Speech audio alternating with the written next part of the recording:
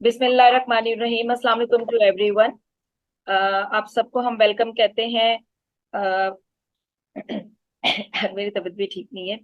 आप सबको वेलकम कहते हैं हमारी एवरी फ्राइडे जूम मीटिंग के अंदर बीएफ स्टडी विद दादा। सबसे पहले तो दादा आपका बहुत बहुत शुक्रिया, आप हमें टाइम देते हैं, समझाते हैं बहुत अच्छे से, और वो समझावा वो हमें किताबों में भी नहीं मिलता जो आप एग्जाम्पल देकर या एक्ट कर कर समझाते हैं।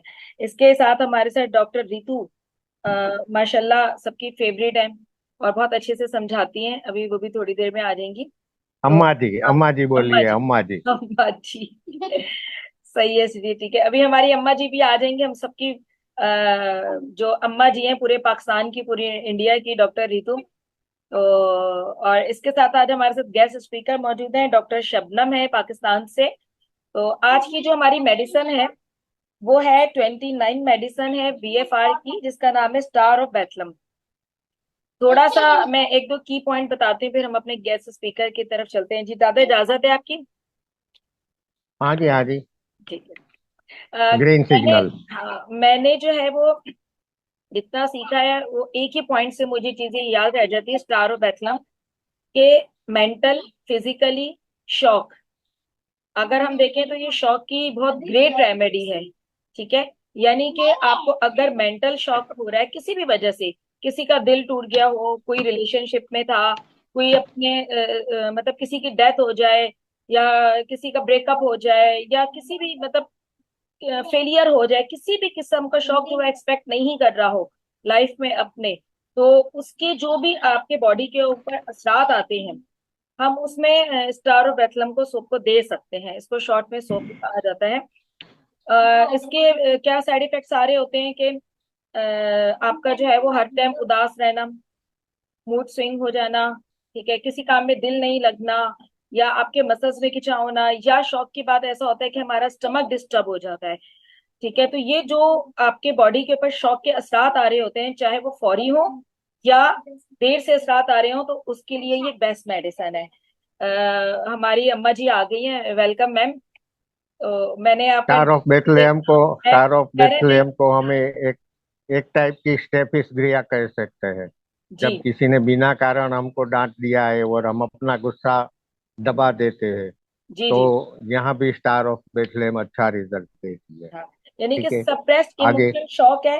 और हाँ, शॉक, अनबियरेबल लाइफ सिचुएशन, यानी कि समटाइम ऐसा भी होता है कि हम अपनी लाइफ को मैनेज नहीं कर पा रहे होते हैं, तो हम बहुत ज्यादा शॉक में ही रहते हैं, अजीब सी कंडीशन में रहते हैं, तो हम वहां भी दे सकते हैं। तो मतलब मेंटल या फिजिकल, अगर हमें चोट भी लग जाए तो उसके बाद भी हम इसको दे सकते हैं। जिसके बाद के नहीं कि चोट के जख्म जो होते हैं, जैसे भर गया जख्म, उसके निशानात रह जाते हैं। ठीक है, तो जो भी हम्म, ऐसी प्रॉब्लम या ऐसे सिम्टम जो लॉन्ग टर्म भी हमें उसके असरात दिख रहे हो, तो वहां पर भी हम सोप को स्टार्ट करवा सकते हैं। इसके काफी हमें अच्छे रिजल्ट हैं। इसके अलावा सोप जो है वो गैस्ट्रिक प्रॉब्लम में बहुत अच्छा रिजल्ट देती है, जो मैंने अभी तक इसको आजमाया है कि मैं अक्सर पेशेंट को सौंप दे रही होती हूँ गैस्ट्रिक कंडीशन में। तो फिर हम पहले अपने, जी देखिए एक बात समझिए। आपको थोड़ा सा कट लग गया। ठीक है। अब ब्लड निकल रहा है वहां हम्म। से, तो सबसे पहले आपको क्या हुआ? शौक ही लगा ना, ये सुन हो हाँ, जाता शौक ही है। लगा तो हाँ, वहाँ वहाँ ऐसे तुरंत ही एसओबी का 1 डोज ले लो। हम्म। तुरंत आपका मन शांत हो जाएगा। सही है। और दादा, मैंने आपकी बात से भी एक जगह ये भी पढ़ा था कि बगैर स्टिचिंग के, बगैर किसी मेडिकेशन के, अगर जैसे हमें कोई चोट लगती है, ब्लीडिंग होती है, हम वहां सोप दे दें, वो फौरी तौर पर ब्लीडिंग को रोकता भी है। हाँ, हाँ, मतलब बगैर स्टिचिंग के भी, बगैर कोई और मेडिकेशन के भी, यहाँ पर भी हम इसको दे सकते हैं। ठीक है जी। हाँ जी। और हमारे साथ जो हाँ, गेस्ट स्पीकर मौजूद हैं, डॉक्टर शबनम। डॉक्टर शबनम, आप ऑनलाइन हैं तो आप स्टार्ट कीजिएगा। हाँ जी, गुड इवनिंग गुड इवनिंग। और अस्सलाम वालेकुम। वालेकुम अच्छा जी, 29th रेमेडी, स्टार ऑफ बethlehem। सॉरी, मैं एक सेकंड में भूल गई थी वीडियो ऑन करना। अब ठीक है? ओके, ठीक हो गया। अभी ऐसी remedy that is related to the shock, चाहे वो रिसेंट शॉक हो या कोई बहुत ज्यादा कोई पुराना, कोई डीप डाउन उसकी बहुत ज्यादा कोई रूट्स हो, किसी भी सूरत में एसओबी एक बेहतरीन जो है ना वो इफेक्टिव रेमेडी है। इसके अलावा it is remedy of unsolve situations. यानी कई दफा हमें पता ही नहीं होता, पेशेंट को पता ही नहीं होता कि बैकग्राउंड जो जिसे कहते हैं बैकग्राउंड म्यूजिक, यानी ट्रॉमा जो बैकग्राउंड में पड़ा हुआ है, बैकग्राउंड में जो कोई रीजन है वो क्या है, और उसके इफेक्ट्स हमारी बॉडी पे या इमोशनली या फिजिकली या साइकोलॉजिकली किसी भी इंसान के या किसी भी पेशेंट के वो किस तरह सामने आ रहे हैं। तो इस चीज को to unresolve the situation, to unresolve the problems related to the past traumas or to the present traumas situations, SOB can be the best remedy, number one. इसके अलावा ये है कि बचपन में, चाइल्डहुड में, जवानी में, प्रेगनेंसी में और बर्थ ट्रॉमा, कोई भी सिचुएशन हो जाए, ये बेहतरीन रिजल्ट देती है। यानी एक चाइल्ड बर्थ का मरहला एक फीमेल के अलावा बेबी के लिए भी उतना ही शॉकिंग होता है जितना कि एक सेम रेशो पे ऑलमोस्ट सिचुएशन होती है। और हर बच्चा, दादा ने बताया था कि हर बच्चे को एसओबी देनी चाहिए, क्योंकि it is a shocking thing for him to come into the this world. अभी शॉक का अक्सर इतना गहरा असर होता है, डीप रूटेड होते हैं और इमोशनल वूंड होते हैं कई बार, यानी अनहील्ड होते हैं, अनसॉल्व होते हैं। और कोई नया छोटा सा भी सेटबैक, छोटा सा भी ट्रॉमा पुराने जख्मों को घेर देता है। जैसे कहते हैं ना कि बदला हुआ है आज मेरे आंसुओं का रंग, शायद कि दिल के जख्म का टांका उधड़ गया। तो ऐसे पेशेंट्स जो है ना वो हर शॉक पे उनके दिल के जख्म का टांका जो है ना वो उधड़ता ही रहता है और उनकी तकलीफ में, नई तकलीफ में इजाफा करता रहता है। टॉलरेंस लेवल रिड्यूस हो जाता है इन सारी सिचुएशंस को फेस करते करते। अपने इमोशनल लेवल पे उनको दबाते, और अक्सर तो उनको पता भी नहीं होता कि हमारे साथ चल क्या रहा है। छोटे छोटे मामला उनको परेशान कर देते हैं, और बहुत ही एक्सट्रीम केसेस अगर हो जाएं, वो छोटी छोटी मुश्किलें इतनी बड़ी मुझ के आसा हो गई, वो उनको महसूस ही नहीं होता अक्सर कि ये छोटी सिचुएशंस जो हैं ये एक पीछे बड़े तूफान का पेश खाना है। और वो तूफान जो है वो एक हिस्टेरिकल रिएक्शन के तौर पे अक्सर सामने आता है, जब बहुत ज्यादा अम, बैठ जाता है उनकी, जिसे कहते हैं ना जड़ों में बैठ जाता है। अक्सर ये कहा जाता है, इन लोगों को कहा कहते सुना जाता है कि आई एम एक्सट्रीमली डिसअपॉइंटेड। और इसके अलावा यह है कि मुझे मेरा माजी बार बार ख्वाबों में आता है, मुझे वो ट्रॉमास याद आते हैं, उनके हेल्यूसिनेशंस होते हैं इस तरह के कि जैसे पास्ट में कुछ हुआ था। और उस शॉकिंग सिचुएशन को, माजी की सोच को फील करके या उस ट्रॉमा में से गुजरे हुए फीलिंग को अपने ऊपर तारी होता देख के वो अक्सर रो भी पड़ते हैं। अभी ये इमोशनल शॉक जो है, it causes a conversion of the whole energetic system. उनके एनर्जेटिक सिस्टम को ये डिस्टर्ब कर देता है। और अगर किसी थेरेपी में ब्लॉकेज आ रही हो तो एसओ भी इज द मेन रेमेडी, कि आप उसको एसओ भी दे दें, उनकी ब्लॉकेज जो है ना वो रिमूव हो जाएगी। इसके दादा ने तो बताया कि स्टेफी से साथ इसको हम कर सकते हैं। एक इसकी जो इमोशनल उसका जो डिस्टरबेंस है ना, उसमें हम इसको ओपीएम के साथ भी थोड़ा सा रिलेट कर सकते हैं। इसकी बात यह है कि neurosis, hysterical symptoms, thyroid related issues और डिस्फेगिया और हार्ट अटैक से रिलेटेड प्रॉब्लम्स और ब्रोंकियल एस्थमा, नर्वस ब्लैडर, ये सारी जो सिचुएशंस हैं ये भी इस पेशेंट को फेस करनी पड़ती हैं। और एक और बात कि SOB is the first best remedy that eliminates trauma. इसके बाद यह है कि ना ये वो ट्रॉमा जो कि थेर जो कि थर्म जिसमें ब्लॉकेज होती है, और जो कि ब्लॉकेज भी ऐसी जो कि उसकी इमोशनल शॉक को वहां पे डिस्टर्ब कर रही होती है, आई मीन इमोशनल शॉक को एनहेंस कर रही होती है, इंक्रीज कर रही होती है। और डीप ग्रीफ, इमोशनल डिसअपॉइंटमेंट, ये दोनों चीजें इसमें एट द सेम टाइम पाई जाती हैं। और कई दफा ये होता है कि कोई बुरी खबर सुनी तो शॉक में चले जाते हैं। कोई physical injuries like road accident हो गया, कोई स्कल इंजरी हो गई, कोई इस किस्म की स्पाइनल इंजरीज या फ्रैक्चर्स वगैरह, ये भी उसको एसओबी की ही उसमें थेरेपी के अंडर ही आती है।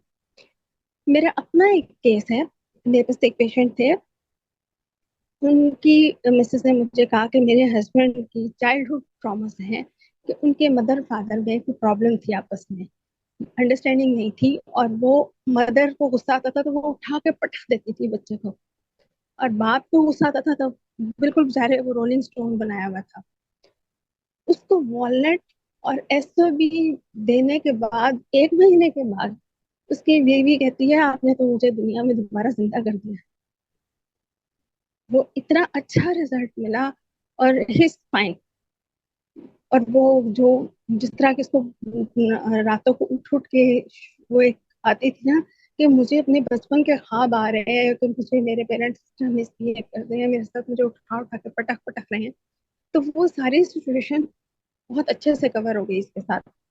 मेरी तरफ से आज इतना ही। बहुत अच्छी। Okay, thank you, thank you. Thank you. माशाल्लाह डॉक्टर शबनम, आपने बहुत अच्छा बताया। तो अब हम चलते हैं आपकी अम्मा जी की तरफ, डॉक्टर रीतू की तरफ।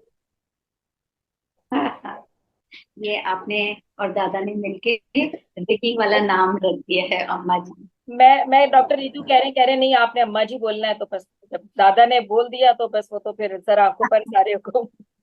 तो इसमें इसमें बुराई क्या है? वो तो एक नहीं, रिस्पेक्ट है हमारी ओर से। मैंने कहा हर था किसी दादा के। की बुराई है, पर हाँ। इतनी रिस्पेक्ट नहीं ना, वो रिस्पेक्ट आप अपने तक ही रखवाइएगा। ओके, बहुत अच्छे से कवर अप किया है एसओबी को। बट जो मैंने इनसे सीखा है, so let me get back to that little thing जो मैंने दादा से सीखा है, कि again the nickname has been given soother of sorrow. और जो आपको चीज सूद करती है, तो that thing has to be truthful and very peaceful. And eventually सौंफ का, स्टार ऑफ बेथलेम के प्लांट का जो फ्लावर होता है वो भी वाइट कलर का होता है। So it has all the traits of purity, innocence, honesty, truthfulness, hope, forgiveness. वो सारी चीजें जो एसओबी की एक बोलते हैं ना, उसके एक personality traits, positive personality traits हैं। सो होता कैसा है, let me start by saying that it's a comforter of any type of grief, any type of trauma, loneliness, या बोल देते हैं ना कि ग्रीफ और हार्ट ब्रेक, या a person who refuses to console after a shocking news। तो ये सारी चीजों के लिए एसओबी एक रामबाण औषधि है। बट एक चीज मुझे ये बताइएगा कि होता क्या है, पता कैसे चलेगा? ठीक है, कोई आके ये बताएगा नहीं कि मेरे साथ बचपन में ये हुआ है। तो first and foremost, he will or they will suffer sleeplessness, right? एक है ना, they are unable to weep, एक नमनेस दिखेगी आपको, शरीर नम हो गया है, दिमाग नम हो गया है, they won't be feeling anything. और हमेशा नींद नहीं आ रही है, नींद नहीं आ रही है, ये सारे पैरा फंक्शनल सिम्टम्स तो होते हैं। बट मोस्ट इम्पॉर्टेंटली, जैसा कि दादा ने एक बार मुझे बताया था, when you have to practice, और कब ये प्रैक्टिस करना है, कब एडमिनिस्टर करना है soft, right away when an individual is going through a shock or distress। अगर उसी वक्त दे दिया जाए तो इसका वो जो रिजल्ट है ना, जो इसकी खासियत है, वो आपको इमीडिएटली दिख जाएगी। और दादा ये रेस्क्यू रेमेडी में है सॉफ्ट, बताइए आप। मुझे क्या पता, मैं थोड़ा जानता हूँ। रॉकरोज है इतना पता है, और एसओबी भी है।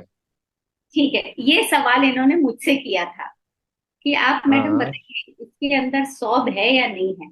तो रेस्क्यू हम्म। रेमेडी में सौब है, तो समझ जाइएगा कि तो immediate. Star of Bethlehem number 1 पर है। Right. So this was right. The question इन्होंने मेरे से पूछा था जब ये पढ़ा रहे थे।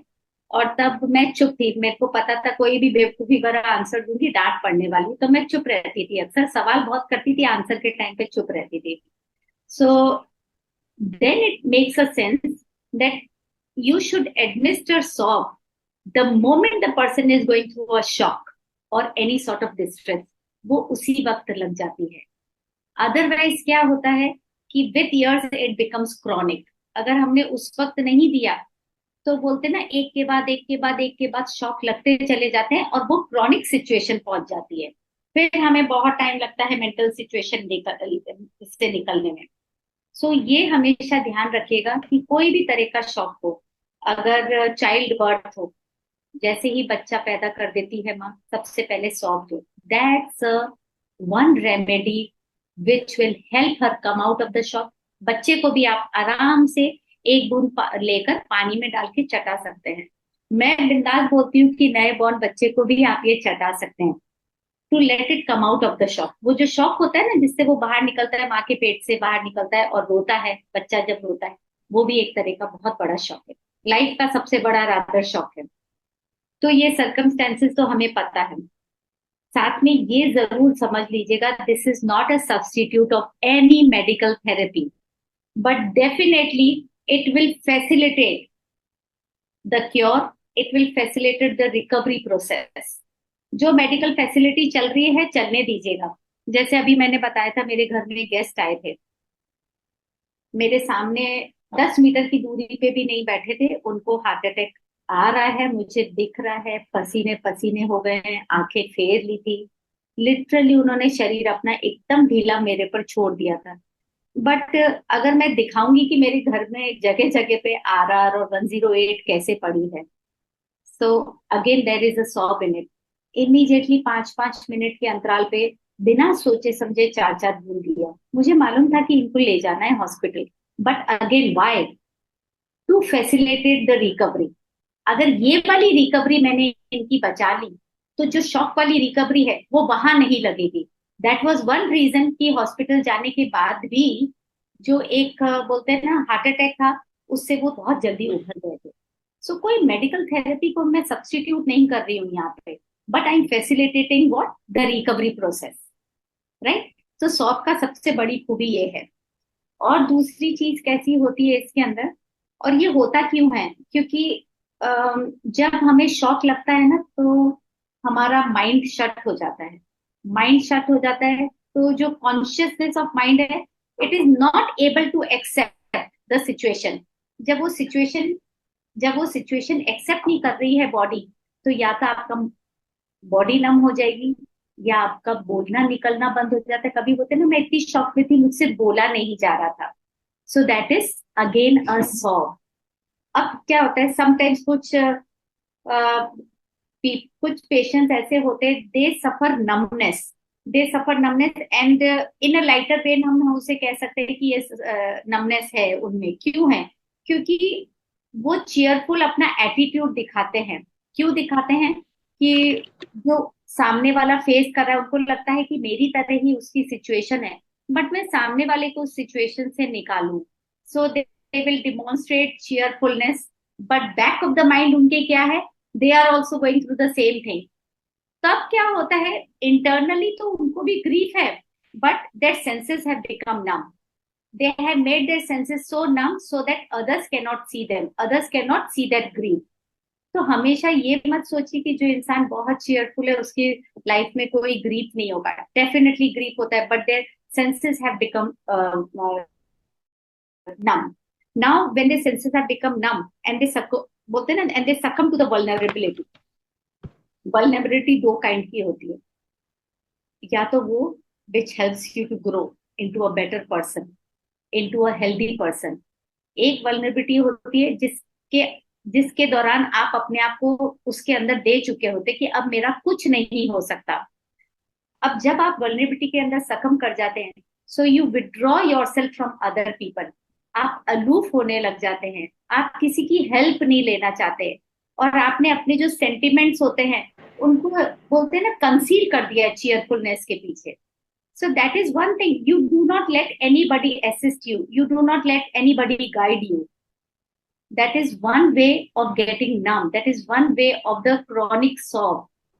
So ये अंडरस्टैंड करना पड़ेगा कि जब कोई इंसान बोलता है कि मेरी आवाज नहीं निकली, या मेरे सेंस, मतलब मैं एकदम ब्लॉक हो गया था, दिमाग मेरा बंद हो गया था, that is not only acute, that can be chronic also. तो बहुत जरूरी है समझना कि एक्यूट कंडीशन में देंगे तो कितनी जल्दी फायदा करता है, और क्रॉनिक कंडीशन में उसके क्या पैराफंक्शनल सिम्टम्स होते हैं और वो कैसे हमको निकालने की कोशिश करता है। तो उसमें फर्स्ट स्टेप ये होता है कि they will not live their life, they will not understand what are the pleasures of life, they will not understand कि लाइफ खुद ही एक ट्रेजर होती है। तो जब वो अपने आप को दूर करने लगते हैं, दुनिया से अलूफ रहने लगते हैं, that means they are going into depression, that is a chronic sob state. Please understand, जब कोई इंसान बोलता है ना कि नहीं मेरे को आपसे कोई लेना देना नहीं, मेरे से बात मत कीजिए, मेरे को अकेला छोड़ दीजिए, that is a chronic sob condition. उस वक्त भले ही अकेला छोड़ दीजिए, लेकिन ऐसे लोगों को अकेला मत छोड़िए। या जो इंसान बिना मतलब के हमेशा हंसता रहता है, उसके भी पीछे ग्रीफ है और वो नम हो जाती है उनकी सेंसेस, उनको भी अकेला मत छोड़िए। ये दो केसेस ऐसे वल्नरेबल होते हैं कि हमें एक बार को लगता है यार इतना एटीट्यूड है, छोड़ो ना इसको, पड़े रहने दो, इसको अपने हाथ में छोड़ दो। That is not a correct solution, specially from a doctor, specially from a therapist. और ये कंडीशन हमको एनिमल्स में भी मिलती है। कब मिलती है? When they are mistreated by their care takers. जब बहुत ज्यादा पेट्स को कोई मारता है, करता है, तो वो भी सॉफ्ट कंडीशन से नहीं, सॉफ्ट कंडीशन से जा रहे होते हैं। या फिर होता है जब बोलते हैं ना लड़की की शादी हो जाती है, वो भी एक सॉफ्ट कंडीशन होती है। वो एक शौक ही होता है कि इस घर में मैं पूरी जिंदगी पली बड़ी, अब मुझे एकदम से जाके नए घर में सेट होना है। अब आजकल के हालात में ठीक है, लव मैरिज होने लग गई है या लड़का लड़की बोलते हैं, बट पहले तो बिना शक्ल देखे ही शादी हो जाया करती थी। So that was a soft condition. So I guess this is all from my side. लेकिन अफकोर्स इसके पैरा फंक्शनल सिम्टम्स बहुत वल्नरेबल हैं, more than physical, they are very vulnerable. You need to understand, इस vulnerability में या तो growth हो सकती है या a person succumb to their own depression. So this is all from my side. Back to Noreen madam and दादा। Back madam back जी यहाँ, मैडम रितु मैडम जी यहाँ मैं लास्ट वीक का एक केस आपको याद दिलाना चाहता हूँ। हेलो। जी जी दादा दादा सुन आ रही रही है हूँ। आवाज। हाँ लास्ट, हाँ लास्ट वीक जो लेडी का केस था ऑनलाइन, शादी हुई थी, 6 महीने में डिवोर्स हो गया, हाँ बहुत हाँ। पूछा बहुत पूछा, बाद में फुट फुट के रोने लगी और बताया कि मेरे अंकल ने हेरेसमेंट किया था, वो भी बार बार। यस, और तब हमने ये डिसाइड किया था कि इसकी ट्रीटमेंट स्टार ऑफ बेथलेहम से स्टार्ट करते हैं। एग्जैक्टली दादा। और शायद हमने स्टार ऑफ बेथलेहम एक अलग से रेमेडी दी थी, दूसरी हाँ, रेमेडी के कॉम्बिनेशन। बहुत से मैरिडों के किस्से में ये आता है कि कुटुंब का कोई न कोई हेरेसमेंट करता है या जबरदस्ती करता है, लड़की बेचारी फैमिली में किसी को बता नहीं सकती। कई बार तो और फैमिली ये, मेंबर्स भी मना कर देते हाँ, और ये शौक इतना गहरा होता है ना कि उसकी मैरिड लाइफ हैप्पी कभी नहीं रहेगी। बट हैं। यहाँ राइट। आप उसको स्टार ऑफ बेथलेहम चालू रखते हो, दे देते हो ना, तो वो उसकी लाइफ हैप्पी हो जाएगी। और जैसे एक चीज हमने और बताया। बताती हूँ, दादा ने वो क्रॉनिक केस था, तो दादा ने आपको और भी रेमेडीज दी थी, लेकिन एक बॉटल में उन्होंने सिर्फ सौंफ दिया था और उस लेडी को कहा था कि 6 बार लेना है दिन में। So you need to remember कि जरूरी नहीं है हर डोज 4 गोली दिन में 3 बार ही देनी है। आप 4 बार भी दे सकते हैं, एक्यूट और क्रॉनिकनेस देख के आप 6 बार भी दे सकते हैं, देर इज नो हार्म। हाँ जी, हाँ जी दादा हाँ, तो स्टार ऑफ बेथलेहम का एक सिम्टम्स है जी। कि इसका शौक का रिजल्ट आपको तुरंत ही मिले ऐसा जरूरी नहीं है। कुछ दिनों के बाद मिल सकता है, कुछ हफ्तों के बाद मिल सकता है, महीनों के बाद भी मिल सकता है, और सालों के बाद भी मिल सकता है। हाँ, क्योंकि ये जब बचपन का है। हाँ, जब कोई बोले ना ड्यूरिंग केस टेकिंग कि ये टाइम पे मुझे ये शौक लगा था और बोन पेन है, तो उसको स्टार ऑफ बेथलेहम दे दो। स्टार ऑफ बेथलेहम का बोन पेन। तो डेंगू क्या है? डेंगू को हम क्या बोलते हैं? हड्डी तोड़ बुखार, यूपा पर। यस। यहाँ पर और स्टार ऑफ बेथलेहम में क्या आया है? पास्ट के शौक की वजह से बोन पेन। तो अभी डेंगू का सीजन आ ही रहा है, तो जब आपके पास कोई पेशेंट आए तो डेंगू है तो डेफिनेटली उसको बोन पेन होगा ही। यूपा पर्व के साथ में स्टार ऑफ बेथलेहम देते रहिए, उसके प्लेटलेट भी अप हो जाएंगे, बोन पेन भी चला जाएगा। ओके, चलो। और कौन है अभी? दादा क्वेश्चन है बस दो तीन। बताइए। और कोई स्पीकर स्पीकर नहीं है क्या? नहीं, डॉक्टर मदीहा थी, वो आपको बताया ना कि उनका नेट नहीं चल रहा, तो उन्होंने कोई वो बात नहीं, ओके। क्वेश्चंस ले लीजिए, हाँ, क्वेश्चंस ले लीजिए। क्वेश्चंस हैं। ये डॉक्टर अलमास ने पूछा है, क्या हम ऐसे क्रॉनिक ओसीडी में भी दे सकते हैं? सिम्टम्स ओसी देखो। हाँ, ओसीडी में क्यों देना है आपको सॉब? लेकिन हाँ, अगर वो शौक की वजह से, मतलब ओसीडी, देखिए कुछ भी हो सकता है, लेकिन अगर ये ओसीडी, एक एग्जांपल बताते हैं, चलिए एग्जांपल से देखते हैं। ये अभी कोविड आया था, सो कोविड में बोलते ना, कोई शौक या कोई वजह से ओसीडी हो जाता है या हो गया है किसी को, आप उसमें सॉब एडमिनिस्टर कर सकते हैं। क्योंकि ओसीडी भी कोई वजह से होता है, लेकिन अपने को सिम्टम्स देखने होंगे। सो ये मैंने एग्जांपल दिया है कि कोविड भी एक तरीका का शॉक था सबके लिए शॉक था। बहुत ज्यादा। वो उस शॉक में अगर किसी को ओसीडी हो गया था, बार बार हाथ धोने का, राइट, कई कई बच्चों को हुआ था। So you should administer sop. तो you need to see the symptoms. I can just give you an example कि ऐसी कोई कंडीशन हो तब सॉप दीजिएगा। बट ओसीडी बहुत चीजों की वजह से होता है, बहुत तरीके से होता है। तो you see what are the symptoms. बस वो मैम, बात ये कि जब तक हम इसकी की सिम्टम्स को समझेंगे नहीं, तो हमें कॉजेज भी हाँ, समझ नहीं आएंगी ना। मतलब वो किसी भी सीधा वजह सा है से ये। हम हाँ, सीधा सा है, this is a crisis formula remedy, that's about it. बस वो बात यहाँ बिल्कुल फिनिश हो जाती है, एंड हो जाती है। अच्छा, हाँ, एक दिस इज अ क्वेश्चन और क्राइसिस। है। हाँ जी, तैयबा का, एक्सीडेंट में जो शॉक लगता है उसके लिए भी दे सकते हैं, वो अभी फिजिकली। बताया था दादा ने। हाँ। Of course, definitely. हम्म, ये शुरू में उन्होंने स्टार्ट में ही लिख कर दे दिया था। एक बहुत अच्छी चीज है, एक एग्जांपल बताते हैं। जी। मेरे नेबर में न्यू बॉर्न बेबी है। दादा से मैंने शायद ये डिस्कस किया था या नहीं किया था, मैं भूल गई होंगी, लेकिन एक न्यू बॉर्न बेबी है, और वो 7-8 महीने का है, नॉट एग्जैक्टली न्यू बॉर्न, पर वो 7 महीने का है। और फर्स्ट टाइम वो अपने पलंग से, क्रिब से नीचे गिरा था, तो वो जो रोया था, तो उसकी माँ सीधे मेरे पास लेकर आई थी कि है ना, ये गिर गया है पलंग से, इसको देखो कुछ हो तो नहीं गया, कंटिन्यूस रो रहा है। तो मैंने माँ को भी सौंप दिया था और बच्चे को भी सौंप दिया था।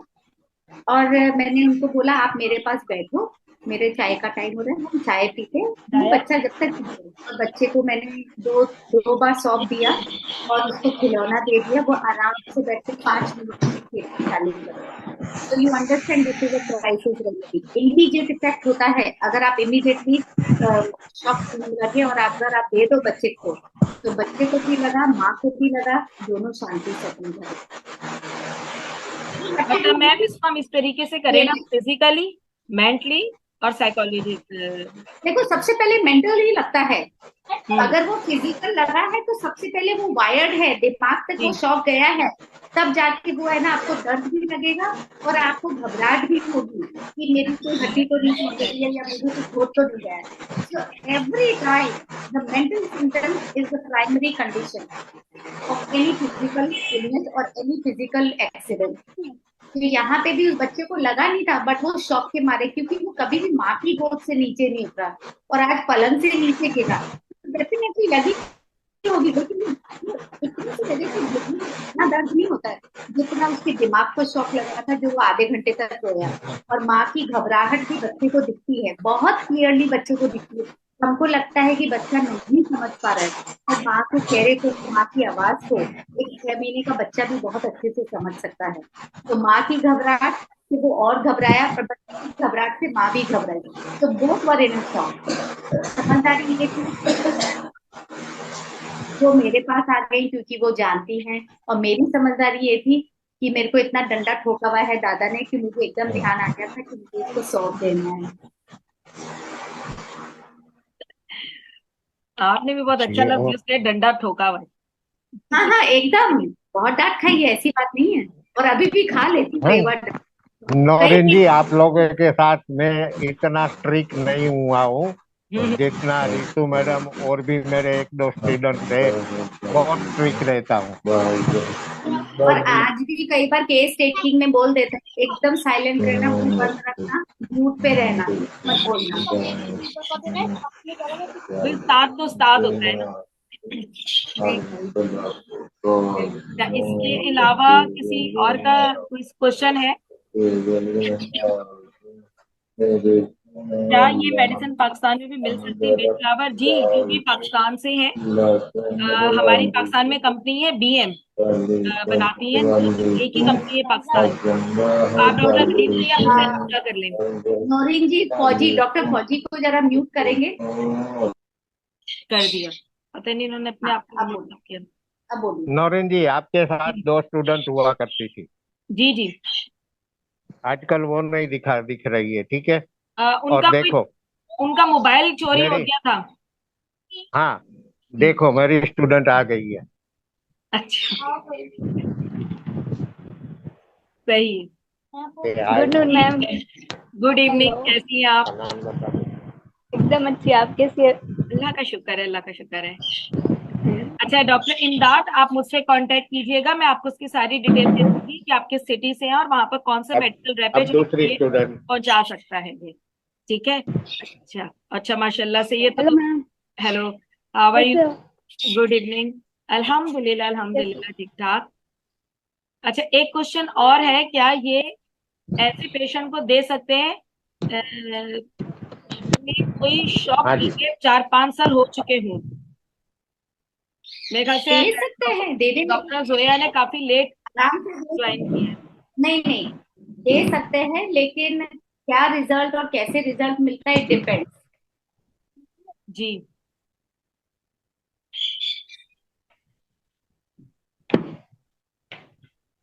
जी, डॉक्टर इमदाद, आप मेरे नंबर पर ही डॉक्टर कलीम के नंबर पर आप मैसेज कीजिएगा, मैं आपको बता दूंगी। आप इस पर चैट पर कर रहे हैं ना, ये तो अभी रिकॉर्डिंग के साथ बंद हो जाएगी। इसके अलावा अगर अभी और तो क्वेश्चन है तो कुछ 1 मिनट है चंद हमारे मिनट ही बाकी है, चंद मिनट ही बाकी है। पास। दादा, I only think 1 minute are left. हाँ हाँ, हाँ, अभी कोई हो गया. क्वेश्चन नहीं है। हम्म तो आज तो कुछ बोला ही नहीं था, जैसे हर बार बोलता हूँ, तो लास्ट में बोलना चाहूंगा। चाहत जी जी बन गई है बेच फ्लावर, आदत बन गई है बेच फ्लावर, हर सांस में यूं आती जाती रहती है बेच फ्लावर, जैसे मेरी इबादत बन गई है बेच फ्लावर। क्या क्या बात है बात है, दादा आपकी, क्या बहुत बात है, सुंदर, बहुत खूब। बहुत सुंदर. आखिरी वाली लाइन तो कमाल कर दी कि इबादत बन गई है, यकीन करें।